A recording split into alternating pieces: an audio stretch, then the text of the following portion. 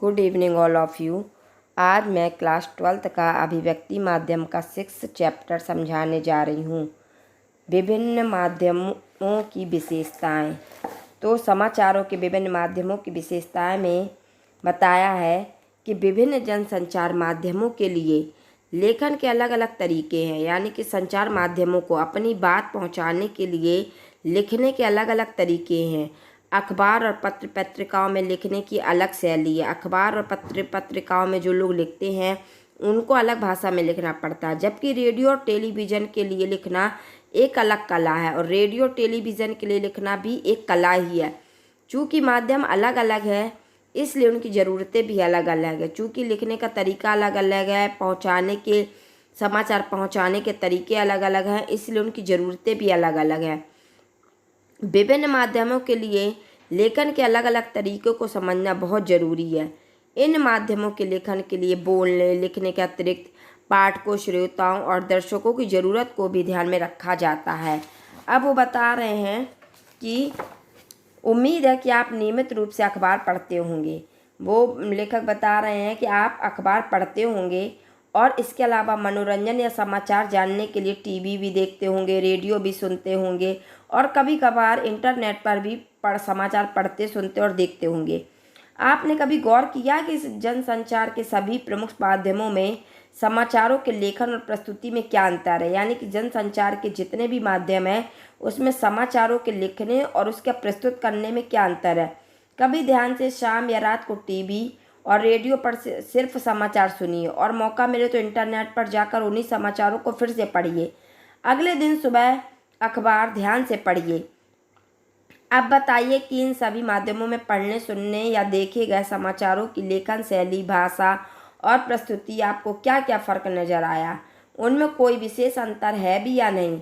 तो निश्चय ही इन सभी माध्यमों में समाचारों की लेखन शैली, भाषा और प्रस्तुति में बहुत ज़्यादा अंतर दिखाई देता है, जबकि सहज आसानी से नज़र आने वाला अंतर तो यही दिखाई देता है कि जहाँ अखबार पढ़ने के लिए है वहीं रेडियो सुनने के लिए, टीवी देखने के लिए ज़्यादा महत्वपूर्ण है। इंटरनेट पर पढ़ने, सुनने और देखने तीनों की ही सुविधाएं हैं। जाहिर है कि अखबार छपे हुए शब्दों का माध्यम है, जबकि रेडियो बोले हुए शब्दों का। जनसंचार के विभिन्न माध्यमों के बीच फ़र्क को समझने के लिए सभी माध्यमों के लेखन की बारीकियों को समझना जरूरी है, लेकिन इन माध्यमों के बीच के फ़र्क को आप तभी समझ सकते हैं जब आप माध्यमों की विशेषताएं, उनकी खूबियों और कमियों से परिचित हों। हर माध्यम की अपनी कुछ खूबियां हैं, कुछ कमियां हैं।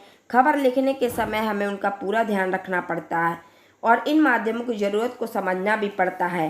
जैसे इसकी जो विशेषताएं हैं वो ये है कि इनमें स्थायित्व होता है, यानी कि समाचार पत्र और मुद्रण में स्थायित्व होता है, वो एक जगह पर लिखी होती है। इन्हें धीरे धीरे सुविधा अनुसार पढ़ा जा सकता है, यानी कि समाचार पत्र को हम आराम से धीरे धीरे आसान तरीके से पढ़ सकते हैं। एक ही समाचारों को अनेक बार किसी भी क्रम से कहीं से भी पढ़ा जा सकता है और इससे सुरक्षित रखकर संदर्भ की तरह प्रयुक्त किया जा सकता है। इसकी भाषा भी अनुशासित तथा शुद्ध होती है। इसमें गूढ़, गंभीर विचार या विषय का भी समावेश होता है, जबकि रेडियो और टेलीविज़न पर चलने वाले समाचारों को केवल हम लोग सुन सकते हैं, देख सकते हैं, लेकिन उसको हम दोबारा नहीं पढ़ सकते क्योंकि वो चीज़ दोबारा निकल जाती है। जबकि जो समाचार और मुद्रण पत्र पत्रिकाएं होती हैं उसमें हम समाचारों को आसानी से और धीरे धीरे पढ़ सकते हैं। जनसंचार के विभिन्न माध्यमों की क्या खूबी और कमियां हैं? जनसंचार के विभिन्न माध्यमों में आपको रोज कम या ज़्यादा सबाका पड़ता होगा, यानी कि कभी कम पढ़ना पड़ता होगा, कभी ज़्यादा। अगर आपसे पूछा जाए कि आप इन सभी माध्यमों में सबसे अधिक किसे पसंद करते हैं और क्यों, तो आपका जवाब होगा शायद आप थोड़ा सोच में पड़ जाएं। आपका उत्तर चाहे जो हो, इतना तय है कि इस सवाल का कोई एक निश्चित जवाब नहीं है। संभव है आपको टीवी ज़्यादा पसंद हो और आपके दोस्त को रेडियो। आपका दोस्त रेडियो अपने पढ़ने के कमरे में फुर्सत से या कुछ और काम करते हुए सुनता हो। इसी तरह आपके किसी और साथी को पढ़ना बहुत पसंद हो और उसके फुर्सत के क्षण अखबार और पत्रिकाओं के साथ गुजरते हों, जबकि आपका कोई अन्य दोस्त इंटरनेट पर चैटिंग करते या कुछ और पढ़ते देखते उसी से चिपके रहना पसंद करता हो। तो हर व्यक्ति की अलग अलग पसंद और नापसंद होती हैं। वो मतलब कोई को समाचार पढ़ना अच्छा लगता है, कोई को रेडियो में सुनना अच्छा लगता है, कोई को टीवी पे और कोई को इंटरनेट पे करते हुए। ये अपनी अपनी पसंद पर निर्भर करता है। अब मैं आपको बताऊंगी कि प्रिंट माध्यम क्या है। प्रिंट यानी मुद्रित माध्यम जनसंचार के आधुनिक माध्यमों में सबसे पुराना है और असल में आधुनिक युग की शुरुआत ही मुद्रण यानी छपाई के आविष्कार से हुई थी। यानी कि आधुनिक युग यानी कि हमारा जो आज का युग है वो मुद्रण यानी छपाई वाले जो आविष्कारों से हुई थी। यानी कि समाचारों को छापने का काम शुरू हुआ था। हालांकि मुद्रण की शुरुआत चीन से हुई, लेकिन आज आज हम जिसे छापे खाने को देखते हैं इसके आविष्कार का श्रेय जर्मन के गुटेनबर्ग को जाता है। छापा खाना यानी प्रेस के आविष्कार ने दुनिया की तस्वीर बदल दी। यूरोप में पुनः जागरण रेनेसां की शुरुआत में छापे खाने की अहम भूमिका थी। भारत में पहला छापा खाना सन 1556 में गोवा में खुला। इसे मिशनरियों ने धर्म प्रचार की पुस्तकें छापने के लिए खोला था। यानी कि ईसाइयों ने धर्म का प्रचार करने के लिए इन पुस्तकों को छापने के लिए खोला था। तब से अब तक मुद्रण तकनीकी में काफ़ी बदलाव आया है। तब से छपने वाली जो तकनीकी है उसमें बहुत परिवर्तन आ गया है और मुद्रित माध्यमों का व्यापक विस्तार हुआ है और उनका मुद्रण माध्यमों का और ज़्यादा अधिक विस्तार हो चुका है। मुद्रित माध्यमों के तहत अखबार, पत्रिकाएं, पुस्तकें आदि हैं और हमारे दैनिक जीवन में इसका कितना महत्व है यह बताने की ज़रूरत नहीं है। मुद्रित माध्यमों की सबसे बड़ी विशेषता या शक्ति यह है कि छपे हुए शब्दों को स्थायित्व होता है। यानी कि वो एक जगह पर स्थिर होते हैं और हम उसे आराम से धीरे धीरे पढ़ सकते हैं। पढ़ते हुए उस पर सोच सकते हैं और जब हम उसको पढ़ते हैं तो उसमें सोच विचार भी कर सकते हैं। अगर कोई बात समझ में नहीं आई तो हम उसको दोबारा भी पढ़ सकते हैं और जितनी बार इच्छा करें उतनी बार पढ़ सकते हैं। यही नहीं, अगर आप अखबार या पत्रिका पढ़ रहे हों तो आप अपनी पसंद के अनुसार किसी भी पृष्ठ को और उस पर प्रकाशित किसी भी समाचार या रिपोर्ट से पढ़ने की शुरुआत कर सकते हैं। ऐसी कोई बाध्यता नहीं है कि आप अखबार पहले पृष्ठ और पहले खबर से ही पढ़ना शुरू करें। कोई ऐसी मजबूरी नहीं है। आपका जहाँ से मन हो आप वहाँ से पढ़ सकते हैं।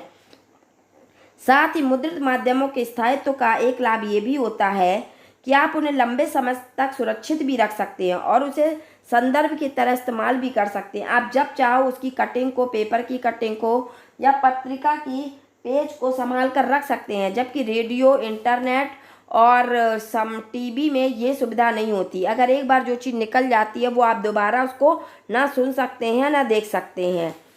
अब मैं आपको बताऊंगी कि रेडियो क्या है। रेडियो श्रव्य माध्यम है। इसमें सब कुछ ध्वनि, स्वर और शब्दों का खेल है। यानी कि ध्वनि, जो आवाज़ हमें सुनाई दे रही है, कैसे स्वर बोल रहे हो और कैसे शब्दों को इस्तेमाल कर रहे हो, इसका खेल है। इन सब वजहों से रेडियो को श्रोताओं से संचालित माध्यम माना जाता है। यानी कि जो श्रोता सुनते हैं उसे संचालित माध्यम माना जाता है। केवल इसे सुना जा सकता है, इसे न देखा जा सकता है और न पढ़ा जा सकता है।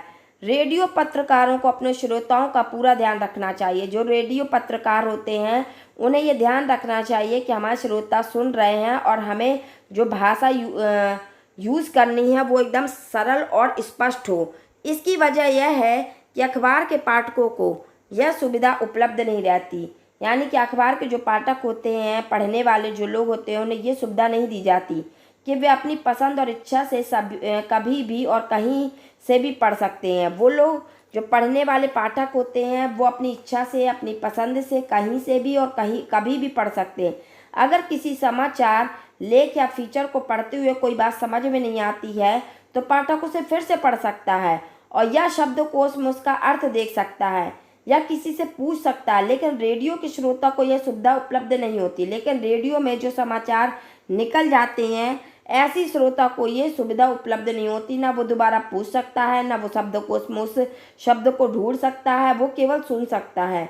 वह अखबार की तरह रेडियो समाचार बुलेटिन को कभी भी और कहीं से भी नहीं सुन सकता, क्योंकि इसका एक टाइम निश्चित होता है। जब टाइम होगा तभी वो रेडियो को आराम से सुन पाएगा और इसके लिए एक निश्चित टाइम होता है। वो अपनी इच्छा के अनुसार समाचारों को नहीं सुन सकता। उसे बुलेटिन के प्रसारण समय का इंतज़ार करना होता है। उसे एक टाइम का भी इंतज़ार करना पड़ता है कि इस टाइम पर वो समाचार आएंगे, इसलिए मुझे बैठना पड़ेगा, इंतज़ार करना होगा। और फिर शुरू से लेकर अंत तक बारी बारी से एक के बाद दूसरा समाचार सुनना होगा। वो आगे भी नहीं कर सकता कि मेरा जहाँ से मन हो मैं वहाँ से कर लूँ। उसे बारी बारी से लाइन वाइज ही समाचारों को सुनना पड़ेगा।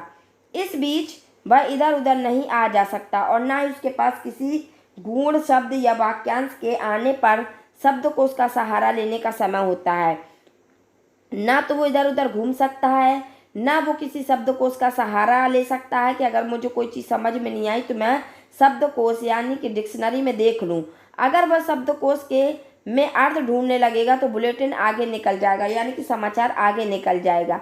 इसलिए स्पष्ट है कि रेडियो में अखबार की तरह पीछे लौटकर सुनने की सुविधा नहीं होती कि मैं दोबारा उसको फिर से पीछे से सुन लूँ, तो ये सुविधा रेडियो में नहीं होती। अगर रेडियो बुलेटिन में कुछ भी भ्रामक या अरुचिकर है तो संभव कि श्रोता तुरंत स्टेशन बंद कर दे। अगर रेडियो बुलेटिन में कुछ भी भ्रामक यानी कि भ्रमित करने वाली चीज़ है या पसंद नहीं है तो यही हो सकता है कि श्रोता जो सुन रहा है वो तुरंत उस चैनल को या स्टेशन को बंद कर दे।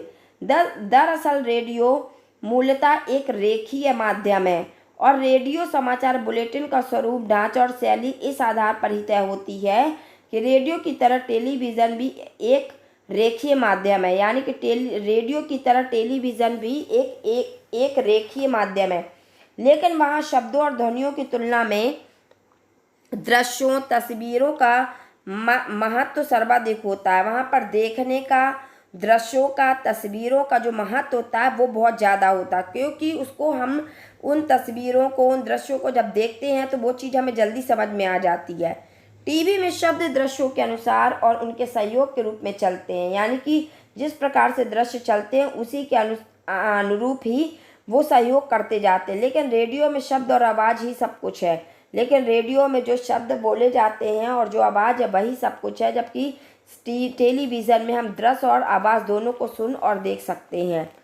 वैसे ही तीनों ही माध्यमों में प्रिंट, रेडियो और टीवी की अपनी अपनी चुनौतियाँ हैं, लेकिन संभवतः रेडियो प्रसारणकर्ता के लिए अपने श्रोताओं को बांध कर रखने की चुनौती सबसे कठिन है कि वो किस प्रकार से अपने श्रोताओं को बांध कर रख रहा है। अब मैं आपको बताऊंगी कि मुद्रित समाचारों की क्या विशेषता होती है और रेडियो द्वारा प्रसारित समाचारों की क्या विशेषता होती है। मुद्रित समाचार एक स्थायी होता है, जबकि रेडियो में यह सुनते ही विलीन हो जाता है, यानी कि सुनते ही ये चला जाता है। इसमें क्रमिकता की आवश्यकता नहीं होती। जब हम मुद्रित समाचारों को पढ़ते हैं तो इसमें क्रम से पढ़ने की ज़रूरत नहीं होती, जबकि रेडियो में हमें क्रम से ही सुनना पड़ता है या सुना जा सकता है। इसके लिए पढ़ना आना चाहिए। जो समाचार या पत्र पत्रिकाएं होती हैं, इसके लिए मुख्य विषय ये है कि हमको पढ़ना आना चाहिए, यानी कि साक्षर लोग ही पढ़ सकते हैं। यह सुनने से ही समझ में आ जाता है। और जो रेडियो का समाचार होता है वो निरक्षर यानी कि अनपढ़ लोग भी इसको सुन के समझ सकते हैं। इसमें व्याकरण और वर्तनी शुद्ध चाहिए। जब हम समाचारों को पढ़ते हैं या छापते हैं तो इसमें हमें व्याकरण और वर्तनी शुद्ध चाहिए, जबकि रेडियो में इसमें सुनने जाने की स्पष्टता ही पर्याप्त है। इसमें जो सुन रहे हैं वो एकदम स्पष्ट होना चाहिए। इसका माध्यम शब्द है मुद्रण माध्यम का, जबकि रेडियो का माध्यम है आवाज़।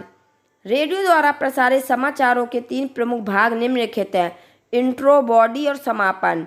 अब मैं आपको बताऊंगी कि रेडियो समाचार की कॉपी की क्या विशेषता होती है। रेडियो समाचार की कॉपी साफ सुथरी तथा टाइप्ड होनी चाहिए, यानी कि रेडियो समाचार की जो कॉपी है वो साफ सुथरी होनी चाहिए, टाइप्ड की हुई होनी चाहिए, ताकि समाचार वाचक को उसे पढ़ने में किसी भी प्रकार की कोई कठिनाई ना आए। इसमें संक्षिप्त कारों का प्रयोग नहीं होना चाहिए, यानी कि संक्षिप्त अक्षरों का कोई भी प्रयोग नहीं होना चाहिए ताकि उसे समझने में कोई परेशानी आए। उच्चारण की दृष्टि से कठिन शब्दों को नहीं आने देना चाहिए, और यानी कि जो उच्चारण है उसमें हमें ऐसे सरल शब्दों का प्रयोग करना चाहिए। कोई भी कठिन शब्द नहीं डालना चाहिए जिसे पढ़ने में कोई भी परेशानी आए। 5 अंकों से अधिक वाली किसी भी संख्या को शब्दों में लिखना चाहिए। अगर 5 अंकों से अधिक वाली कोई भी संख्या आती है तो उसे फिर हमें शब्दों में लिखना चाहिए ताकि पढ़ने वाले को आसानी हो सके। आई होप कि आपको ये वीडियो पसंद आई होगी। Thank you.